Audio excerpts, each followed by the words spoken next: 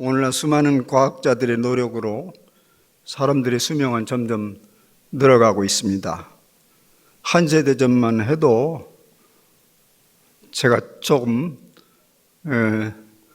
강하게 말하면 우리 중에 상당수 지금쯤 산에서 주무셔야 되는데 아주 수명이 점점 늘어서 생애 다 마무리 지어졌을 그때 또 한 번의 생애가 시작됩니다.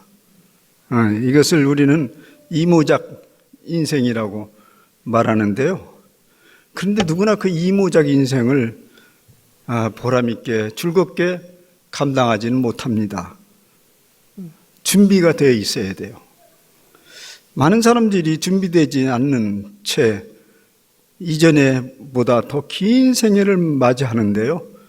그러면 그 긴 생애가 복이라고 해야 되나요? 벌이라고 해야 되나요?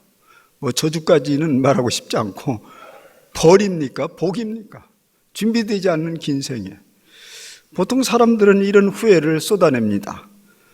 이럴 줄 알았더라면 진작 준비를 해놓았을 텐데, 그 중에서 3가지를 준비 안 하는 것에 대해서 보통 후회를 합니다.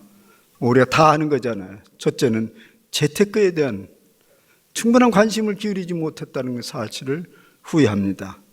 언제까지나 그렇게 일할 줄 알았지요. 그래서 노후에 대해서 투자를 게을리 했습니다. 그래서 남은 긴 세월 동안 재정적인 어려움을 겪으면서 살아야 된다는 두려움에 쌓이게 됩니다. 둘째는 젊었을 때부터 건강을 잘 관리했어야 하는데 매일매일 주어진 삶의 허덕이다 보니까 건강관리에 신경을 쓰지 못했다는 후회입니다. 신경을 써도 나이가 들면 자연스럽게 쇠해지기 마련인데 젊었을 때 다 소진해버렸으면 이제 더 길어진 인생이라는 게 짐이요 고통일 수 있습니다. 건강이 나쁘다고 빨리 가는 건 아니잖아요. 그죠? 길게 질기게 그렇게 가늘게 살아야 되는 고통을 겪게 되는 거죠. 수명이 길어졌으면 그것도 뒷받침하는 건강이 있어야 되죠. 길어진 생애를 그래야 누릴 수 있습니다. 세 번째는 취미생활 하나라도 미리미리 준비해 놓았어야 하는데 라는 후회를 합니다. 그래서 사회생활을 떠나자 사람들과의 관계가 소원해지고 때로 홀로 살아가는 것이 짐스럽기도 합니다. 이런 것들이 지금까지 얘기하는 3가지가 가장 사람들이 준비하기를 원하고 또 놓쳐서 후회하는 예들입니다. 그런데 저는 한 발짝 더 생각해 보면 이런 것들이 다 준비되었다 할지라도 그 자체가 행복을 보장할 수 있을까요? 그 자체가 그 인생에 참된 보람을 가져다 줄까요? 반드시 그러하지는 않습니다. 준비했다는 것과 누릴 수 있다는 것은 별개입니다. 건강 준비했어요. 재정 상태 준비됐어요. 여러 가지 취미 많아요. 근데 그걸 아주 적절하게 보람있게 누릴 수 있는 사람 사실은 그렇게 많지 않습니다. 그래서 이것 말고 또 뭐가 있어야 되지 않나 그런 생각을 해보지 않습니까? 오늘 그 얘기를 이제 하려고 그래요. 이것 말고 꼭 준비해야 되는 것. 그런데 사람들은 그거에 대해서 그렇게 심각하게 생각하지 않아요. 그냥 가볍게 여겨버려요. 우리가 자주 들어온 말씀이 있습니다. 우리 이 강단에서 또 계속적으로 듣는 말씀이었는데요. 인생에 이 자연의 계절이 있듯이 인생에도 계절이 있다고. 그러니까 각 계절에 맞게끔 잘 준비해야만이 때에 맞는 열매를 먹는다. 누구나 공감하는 말입니다. 그러나 계절에 맞도록 아니고 이른 철에 빨리 준비하면 더 좋을 것, 그것이 있어요. 그 부족함이 아무리 빨리 준비해도 부족함이 없는 그것입니다. 오늘 말씀에서 여러분들이 힌트를 얻었을 거예요. 어떤 말씀을 깊이 생각하기 전에 먼저 그것을 대충 쭉 훑어보겠습니다. 스스로 우리 영혼을 소성시키는 능력을 기르라는 일입니다. 스스로. 우리 소성시킨다. 그 말은 그 리바이벌 한다는 거죠. 영어로 치열업. 리바이벌도 영어인데 한국말인 줄 알았어요. 치열업. 이렇게 자기 마음을 이렇게 이제 활기 있게 일으켜 세우라는 얘기죠. 여기 영혼이라는 것은 특별히 육체와 구분된 건 아니고요. 우리의 모든 전인적 상태를 아우르는 말입니다. 쇠퇴해가는 육체마다 몸이 자꾸 쇠퇴해가면 여러분 우리가 흔히 듣는데 노인성 우울증이 있어요. 그건 특별히 그런 증상이 없는데 나이가 들어가면 여러 가지 요인이 있겠죠.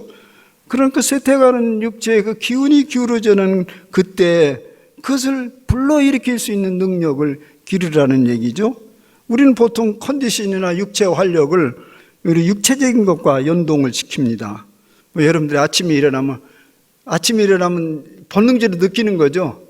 연세가 들면 더 그래요. 뿌등 예. 기분이 찌푸둥하다 이런 찌푸둥하다거나 상쾌하거나 그런 얘기를 하잖아요. 근데 그 얘기 속에는 대부분 육체 상태를 이제 얘기하는 거죠. 육체가 정신과 영혼을 지금 지배하고 있는 것을 말합니다. 그러나 깨어있는 영혼은 육체의 상태를 감지하기 전에 우리의 정신과 영적인 상태를 감지하는 것입니다. 그러고 나서 아침에 일어나서 우리의 육체와 영혼이 새롭게 일어나는 이게 소성하는 것을 경험한 순간 우리는 육체의 명령을 하는 것입니다. 건강하고 강인한 영혼은 육체의 상태에 굴복하지 아니한다. 일어나거라. 축 처져 있지 마라. 이런 우리의 삶의 습관에 익숙하면 얼마나 살든지 살 준비가 된 사람입니다.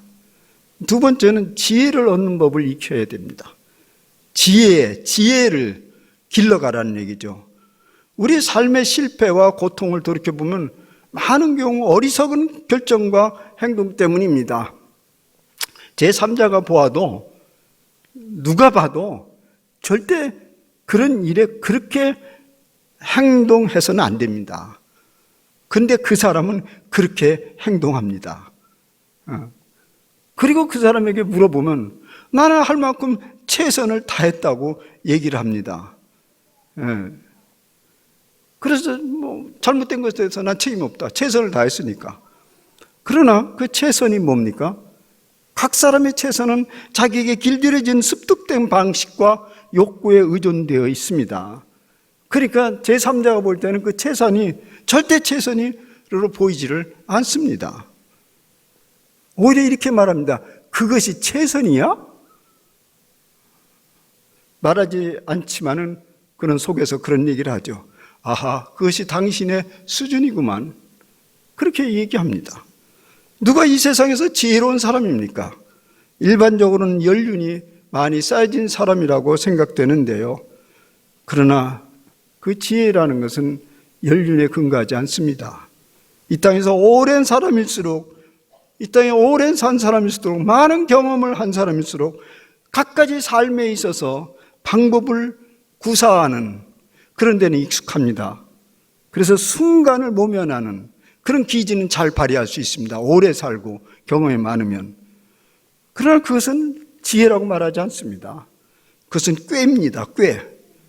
꾀는 순간을 임기응변적으로 넘기기는 하나 그 꾀가 그의 삶을 고상하고 보다 높은 이상을 지향하게 하지는 않습니다. 또 그 꾀가 그런 삶을 축적시키지도 못합니다. 셋째는 스스로 마음을 기쁘게 하는 능력을 배양하는 일입니다. 스스로 마음을 기쁘게 하라. 사람들은 누구나 즐거움을 추구합니다. 즐거움이 없는 하루하루는 지루하기 짝이 없습니다. 그러나 어떻게 즐거운 삶을 누리며 살아갈 수 있습니까? 여러분들 물어보면 다 나름대로 방식이 있어요. 사람 좋아하는 사람은 그저 사람 많이 만나면서 간헐적인 즐거움을 맛봅니다. 또 요새는 집안에 앉아서도 이렇게 들여다보는 거, 그 여러 대정미체를 왔다 갔다 하면서 거기서 가끔 즐거움을 누리겠지. 텔레비전 채널 막 돌리는 것처럼 여기 재미없나 저기 재미있나 뭐 이렇게. 또 맛있는 음식을 먹으면서 즐거움을 누리기도 합니다. 나름대로 취미 생활을 통해서 즐거움을 얻기도 합니다.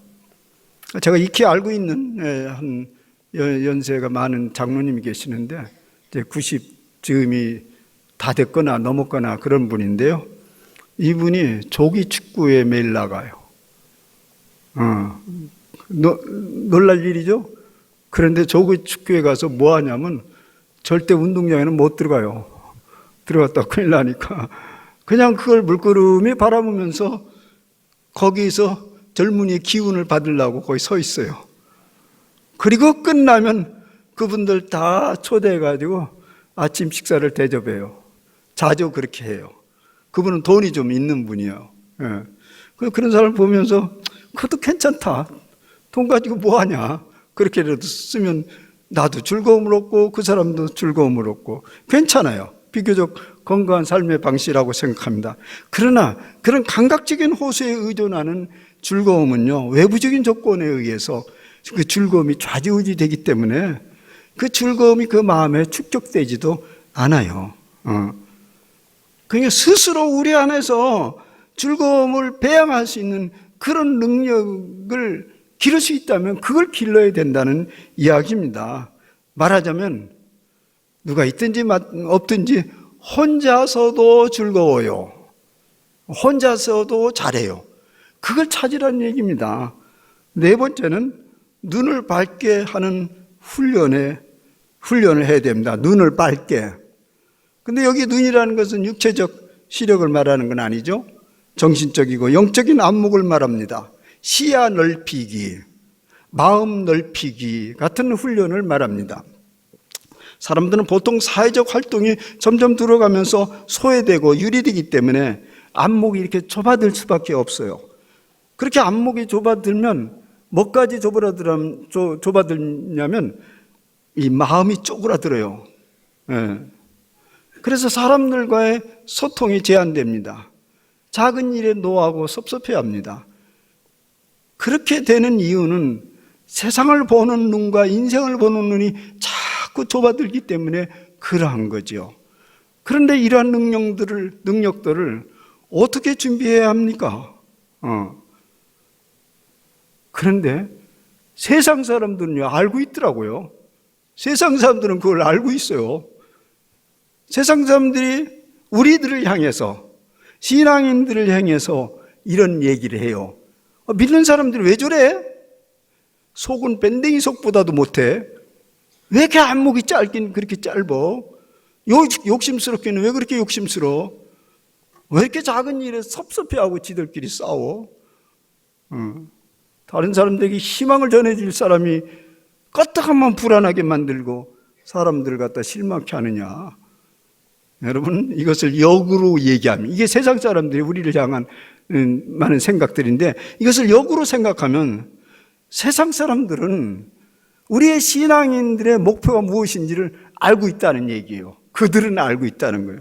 보다 활기차고 지혜롭고 너그럽고 스스로 기뻐할 줄 아는 그런 것을 보여달라는 거예요. 당신들은 우리와 다르지 않느냐, 이런 반문입니다. 그런데 그게 그렇게 보이질 않아요. 그래서 그 실망의 표시로 교회를 비판하는 것입니다. 비판을 받고 있다는 것은 어떤 의미에서 여전히 가능성이 있다는 거예요. 버려지면 관심도 없어요. 그러니까 세상 사람들이 우리가 갈 길을 알고 있는데 안 가니까 그러는 거죠. 이런 비판의 이면에는 분명히 우리의 신앙의 목표가 무엇인지를 명확하게 보여주고 있습니다. 그런데 정작 우리 당사자는 신앙의 목표가 없어요. 그냥 늘 반복적으로 행하는 그런 어떤 열망도 없이 그렇게 가니 우리는 답답해하지 않는데 세상 사람들은 답답해. 참 모순이죠. 왜 그리스도인들 그러냐? 교회는 왜 가냐 그러면? 이제까지 언급한 이런 것들을 이제 이런 것들이 우리가 필요하다고 그랬는데, 이제 중요한 건 뭐냐면, 그래서 어떻단 말이에요? 그걸 어떻게 얻는단 말인가? 이제 이런 얘기를 좀 생각해 보려고 합니다. 제가 오늘 본문에서 이제 그런 얘기를 좀 해보려고 그래요. 이런 것들은 어떻게 얻는 거냐? 오늘 말씀해 보니까 그 짧은 절에 동일한 의미를 다른 단어로 계속 반복되고 있어요.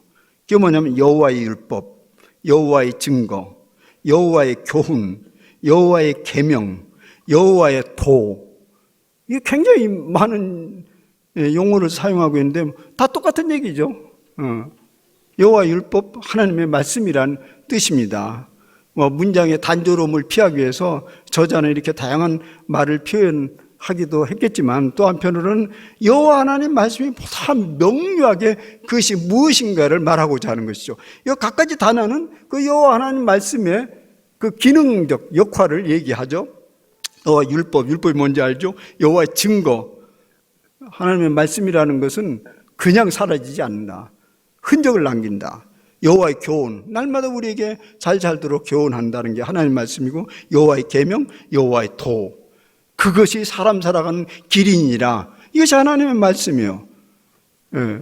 그러니까 이 하나님의 말씀은 우리의 삶을 좀 잘 살아도록 하는 가이드라고, 길이라고 말할 수 있습니다. 그래서 예수님이 나는 길이요 진리요 생명이라고 한 것이죠. 그 길을 따라가 봐라. 거기는 참된 삶이기 때문에 우리에게 참된 생명을 주지 않느냐. 그게 길이요 진리요 생명이라는 것이죠. 그게 어디요? 그게 하나님 말씀이에요. 그래서 이제 오늘 시편 말씀을 통해서 앞부분에 그것을 어떻게 얻을 수 있는지, 잘 살기 위해인지 다시 확인해 봅시다. 첫째, 여호와의 율법은 완전하여 영혼을 소성시킨다. 우리 영혼이 육체적 체험과 상관없이 늘 새롭게 살아가는 삶을, 그런 길이 있다면 일찍 그것을 배우면 얼마나 신나는 일이겠습니까? 근데 그 길이 어떻게 가능하냐? 여호와의 율법은 완전하여 영혼을 소성시킨다. 말하자면 여호와의 율법에 익숙하면 그렇게 된다는 거예요. 그 말씀이 우리 몸의 일부가 되면 그렇게 된다는 거예요. 성경에서 자주 반복되는 말씀이 있습니다. 가장 많이 나온 말씀 중에 하나일 거예요. 두려워하지 말라, 염려하지 말라, 내가 너와 함께함이라. 우리가 두려워해야 하는 현실이 나타나면 이 하나님의 말씀이 자동적으로 척 우리 영혼에 올라와요. 두려운 현실이 나면 척 올라와요. 그러면 그 순간 우리는 이 상황 속에서도 하나님이 함께 하시는구나. 그렇게 된다는 거죠. 그런 일들을 반복 훈련하기 시작하고 반복적으로 우리 속에 되뇌이고 떠오르도록 하면 어떤 상황 속에서도 우리 주님이 우리와 동행하는 것을 거부할 수 없다는 얘기입니다. 막상 그런데 여러분, 막상 두려워할 일, 염려할 일이 닥치면요, 도무지 빠져나올 수 없는 것처럼 좌절하고 낙담하지요. 그런데 우리가 세월이 쭉 지나고 보면 내가 그런 어려운 환경 속에서, 그런 공경 속에서 어떻게 빠져나왔지? 이런 생각을 하게 되죠. 그때는 죽을 것처럼 알았는데 세월이 지나가니까 빠져나왔어요. 그럼 스스로 묻습니다. 어떻게 빠져나왔지? 근데 보통 세상 사람은 뭐라고 하냐면, 어떻게 빠져나왔는지 난 모르지만 산 목숨은 살게 되어 있어. 산 목숨은 살았으면 산 거지. 산 목숨은 살게 되어 있어. 막연한 경험입니다. 근데 그런 막연하고 우발적인 경험은 우리에게 지혜가 되질 않아요. 그저 그 성숙된 인격도 도움이 되지 않습니다. 그러니까 그런 어려운 공경이 찾아오면 또 반복해요. 동일한 일들을 반복하면서 두려워하고 염려하고 또 분노하고, 그리고 또 그런 얘기를 해요. 어떻게 극복했는지 모르는데 산 목숨은 살게 돼 있어. 그런 반복되는 어리석은 일을 범하죠. 근데 우리는 신앙인은 그렇게 얘기하면 안 되죠. 이때 내가 하나님의 말씀을 붙들었더니 그 죽을 것 같은 상황 속에 하나님이 거기에 함께 동행하고 있었어. 그렇지 않고 내가 살아날 수 없었어. 그런 일이 반복되는 순간 우리는 그것이 우리를 소송케 하는 일입니다. 둘째는 여호와의 증거는 확실하여 우둔한 자를 지혜롭게 하신다. 우리에게 염려와 두려움이 엄습해 오면 우린 순간 지혜가 닫힙니다. 순간 지혜가 닫혀. 당혹해서 지혜가 싹 닫혀. 그래서 수단과 방법을 가리지 않고 어떻든 그 국면을 벗어나고자 몸부림칩니다. 그래서 이제 잔꾀를 부리는 거죠. 근데 이때 우리는 어떻게 되죠? 말씀을 붙들라는 거예요. 그때 말씀을 붙드는 순간 그 말씀은 우리의 마음을 일깨워주고 지혜롭게 한다는 얘기예요. 그때 말씀을. 그러니까 우리가 지금 어떻게 생각하면 되냐면 보통 우리가 붙잡는 거 그거 말고 말씀을 붙들라는 거예요. 그럼 거기에서 우리의 마음이 소송해지고 일깨워지고 지혜를 얻게 된다는 거예요. 성경은 말합니다. 지혜는 우리의 많은 연륜과 경륜을 통해서 얻어지는 것이 아닙니다. 우리 연륜이 높은 분에게 지혜를 구하려 하지만 그보다도 더 확실한 것은 하나님의 말씀을 붙들라는 얘기죠. 잠언은 그것에 대해서 더 명확하게 얘기하잖아요. 너무너무 잘 알잖아요. 여호와를 경외하는 것이 지혜의 근본이요 거룩하신 자를 아는 것이 명철이니라. 이걸 여러분들이 진짜 이거 소중히 여긴다면 이 지혜가 우리의 세상을 좌지우지하잖아요. 근데 그걸 안다면 여호와께 붙들리겠죠. 그걸 소홀히 할 수가 없어요. 근데 그걸 빼놓고 우리는 어떻게 지혜롭게 살 것인가 이 생각을 하니까 자기 최선이 지혜인 줄 알아요. 근데 제3자가 보면 웃기는 일이요. 사랑하는 여러분, 신앙생활의 현재적 목표는 하나님 주신 지혜를 얻어서 인생을 어쨌든 보람되고 행복하게 살자는 것이 그 신앙의 목표입니다. 그러기 위해서 일찍부터 하나님 말씀에 익숙해지면서 그 말씀이 내 삶의 일부분으로 되도록 힘쓰는 것입니다. 젊을 때부터. 셋째는 우리를 이 땅에서 잘 살게 하는 또 다른 선물은 마음을 기쁘게 하는 능력입니다. 여호와의 교훈은 정직하여 마음을 기쁘게 한다.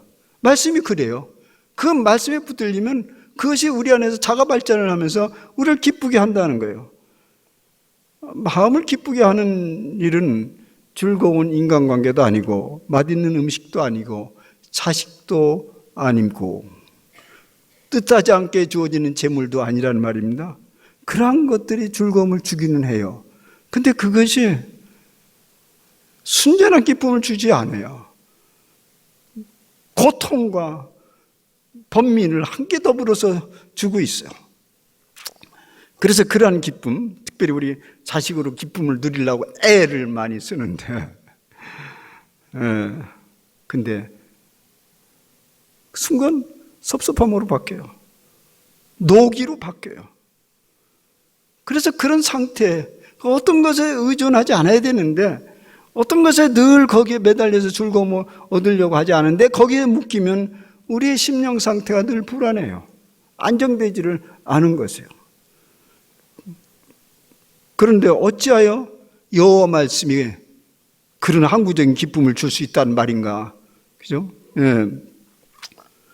경험해 본 사람은 물을 필요 없죠. 다 알아요, 우리는. 왜 그게 우리 기쁨을 주는지. 여러분들은 아침마다 하나님 말씀에 서구나 할 것입니다. 그때 말씀이 우리를 일깨워주고 길을 제시해 주지 않습니까? 여호와의 말씀은 정직하다는 말씀대로 여호와의 교훈은 정직하다고 그랬잖아요. 그 교훈대로 하나님 말씀이 우리 인생의 길을 올바른 길을 인도합니다. 그 얘기예요. 사실 우리 삶에 있어서 혼란케 하고 우리를 번민케 하는 많은 것은 내가 가는 길이 정말 바른 길인가, 이게 제대로 된 길인가라는 확신이 없을 때 그런 일이 일어납니다. 그런데 여호와 하나님의 말씀에 익숙해지면 맞아, 내가 가는 그 길이 틀리지 않았어, 이걸 확인하면 우리가 큰 자신감을 얻게 되고 위로와 기쁨을 얻게 된다는 얘기입니다. 사랑하는 여러분, 우리의 길을 안내해주는 든든한 가이드가 있어야 되는데 그것이 다름 아닌 하나님의 말씀이라는 것이요. 마지막으로 여호와 하나님이 우리를 인도하시는 증거로 우리의 눈을 밝게 해줍니다. 눈을 밝게 해준대요. 이미 앞에서 언급한 대로 이것은 지혜와 다르지 않는 말씀인데요. 지혜는 다름 아닌, 지혜가 뭐냐? 지혜는 앞을 제대로 바라볼 수 있는 밝은 눈을 말합니다. 쫙 볼 수 있는 밝은 눈. 그것은 시력 2.0 가지고 안 되죠. 그것은 마음의 눈인데요. 우리가 늘 경험하는 대로 하나님의 말씀을 보면 굉장히 근원적이고 높잖아요. 성경 말씀. 그래서 별로죠. 그죠? 너무나 원칙적이고 너무 근원적이고 너무나 높아요. 다달하게. 그래서 현실적이지 않다고 불평을 합니다. 근데 이렇게 내가 설명을 해보겠어요. 우리 교육 시스템을 보면 초등, 중등, 고등, 대등, 대학 이렇게 쫙 있잖아요. 근데 이게 편의적으로 그렇게 구분한 게 아니라 실제적으로 차이가 있는 거예요. 차이가 있는 거죠. 예. 초등, 중등이 초등을 보면 다 알아요. 다 보여. 네. 그래서 우리말이 그 말에 있잖아요. 초등이, 중등이 내가 다 보는데 그런 얘기예요. 상위 가치를 마음 깊이 담은 사람들은 하위 가치의 그 진실됨이 보이는 거예요. 마음의 눈이 높고 넓게 열려져 있기 때문에 그렇습니다. 그것이 무엇이 해준다고요? 여호와 하나님 말씀이 우리를 그렇게 밝은 눈을 주신다는 거예요. 만약 그것을 얻었으면 인생에 참 수지를 맞는 거죠. 우리가 잘 살기 위해서 재정적 준비, 건강 준비, 취미생활 해야죠. 취미생활 준비해야죠. 중요한 일입니다. 그러나 누구나 그것을 적절하게 준비할 수 있는 건 아니에요. 누구는 뭐 준비 안 하고 싶어서 안 했습니까? 삶을 살아가면서 형편이 그러하지를 않아요. 그래서 놓친 거예요. 누구나 다 그렇게 결심하면 되는 건 아니에요. 그러나 지금까지 얘기한 대로 영혼의 활기찾기, 지혜롭게 되기, 마음의 기쁨을 샘솟게 하기, 눈을 밝게 하기, 그것은 매우 중요한 보물 같은 것이지만은 그러나 그것을 실천하기는 또 무엇보다도 간단해요. 무엇보다도 간단해요. 그 방법이 오늘 10절 말씀이네요. 여호와의 법도는 금, 곧 많은 순금보다 더 사모할 것이며 꿀과 꿀송이보다 더 달도다. 이렇게 해요. 말씀을 많은 금보다 더 사모하라는 거예요. 말씀을 우리의 생애 최상의 가치로 삼으라는 말이죠. 시편 기자는 말씀을 금으로 비유하잖아요. 그건 뭐 동일한, 금방 얘기한 대로예요. 사람들은 일생 금을 모으라고 애를 쓰고요. 더 좋은 순금을 모으려고 애를 써요. 근데 그 자리에 하나님 말씀을 한번 두라는 말입니다. 어린 시절부터 계속 그 중심에 하나님 말씀을 두면 그것이 인생을 사는 결정적인 일이라는 거예요. 꿀과 꿀송이보다 더 달도다. 유대인들에게 젖과 꿀이라는 말은 굉장한 풍요와 즐거움을 가져다 준 상징인데요. 이 이스라엘 백성들은 젖과 꿀을 향해서 그 광야에서 엄청난 비용을 치렀어요. 그런데 오늘 본문에서는 꿀이라고 말하지 않고 꿀송이라고, 꿀과 꿀송이보다 더 달도다. 이 꿀송이라는 것은 뭐냐면 그 야생에서 벌집, 요새 양평에 벌집이 많은데 거기 꿀이 없지만 이제 야생 벌들 그 큰 벌집에 꿀을 잔뜩 저장해 놓죠. 그럼 거기서 툭툭툭 떨어지는 것을 꿀송이라고 말했습니다. 그러면 그 꿀을 따려고 돌아다니다가 그걸 만나면 얼마나 즐겁겠습니까? 그것을 지금 이제 그 상징적으로 말씀에 비유하고 있는 거죠. 여러분, 말씀이 꿀송이보다 더 달고 금보다 소중하게 여기지지 아니하면 아직 말씀에 도달하지 않은 것입니다. 맛 못 본 거예요. 그러니까 삶이 이 말씀에 의존하지 않는 것입니다. 어떻게 그것을 해야 되죠? 우리가 지금 제가 내내 지난 5년, 6년 가까이 때 그 일을 한 거죠. 계속 말씀이 가까이 하라. 근데 그 말씀을 가까이 하는데도 방법이 있는 거죠. 여러분, 이제 바쁜 사람들, 우리 20주년에도 그런 질문을 왔는데요. 바쁜 사람들은 어떻게 말씀 묵상하냐? 제가 답을 어떻게 했죠? 그러면 하지 마라. 바쁜데 어떻게 하냐? 그런 얘기를 했는데요. 좀 섭섭한 소리로 들릴지 모르지만, 그래서 이제 그걸 좀 해보려고 말씀을 해치워 쭉 읽고 오늘 이만큼 했어. 그것은 공로 사상에 기대는 말씀입니다. 여러분, 티벳 가면 티벳 불교 읽는 법 알죠? 티벳 불교. 그 큰 원통을 세워놨는데 그 한 바퀴 삥 돌리면 한 번 읽은 거예요. 두 번 삥 돌리면 한 번 읽은 거예요. 머릿속에 안 넘어도 이거네 했으니까 공로로 인정해서 나 복 받는다, 이런 얘기죠. 성경을 읽는데 그냥 해치우는 거. 매일매일 했으니까. 그러면 그 시간도 당신 쓰세요, 이렇게 얘기하고 싶어. 그건 별로 효용성이 없어요. 우리가 밥은 해치울 수 있어요, 가끔 바쁠 때. 근데 말씀은 해치우면 뭐가 안 되냐면 양식이 안 돼. 그러면 우리가 말씀을 읽을 때에 오늘 시편의 말씀대로 이렇게 읽어야 돼요. 영혼의 활기를 기대하면서, 오늘 이 말씀을 보면서 내 영혼이 지금 깔아져 있는데 이 활기를 여기서 좀 찾아야겠다. 또 하나님께 내려주신 지혜를 좀 얻어야겠다. 내가 너무 답답해, 이 현실을 보면서. 여기서 당신의 지혜를 주시옵소서. 침체된 마음을 불러일으키고 기쁨을 맛보려는 그런 기대로 말씀에 달려가세요. 그리고 어두운 눈이 활짝 열리기를 기대하면서 말씀으로 달려가세요. 이런 식으로 말씀이 길들여지면, 만약 그렇게 해서 길들여진다면 이미 미리 준비한 재정이나 건강이나 취미생활보다 훨씬 큰 보물을 얻게 된다는 얘기입니다. 그러면 남은 생애가 얼마가 되었든지 노후 대책이 탄탄히 되어 있다고 말할 수 있습니다. 사랑하는 여러분, 이제부터라도요, 노후 대책을 못 세우거나 안 세운 분은 다시 세우세요. 다시 세우셔서, 잘 세우셔서 길어진 인생을 한껏 누리고 살아가시기를 바랍니다. 기도합시다. 하나님 아버지, 고맙습니다. 우리 생애를 길게 해주신 것도 감사합니다. 그러나 그것을 누리는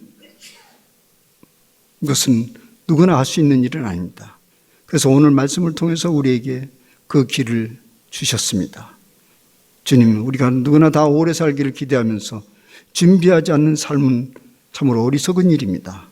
아버지 하나님, 일찍부터 말씀을 꿀과 구승보다, 금과 순금보다 더 소중히 여기고 맛을 볼 줄 아는 그런 저희의 영적 여정이 될 수 있도록 도와주시옵소서.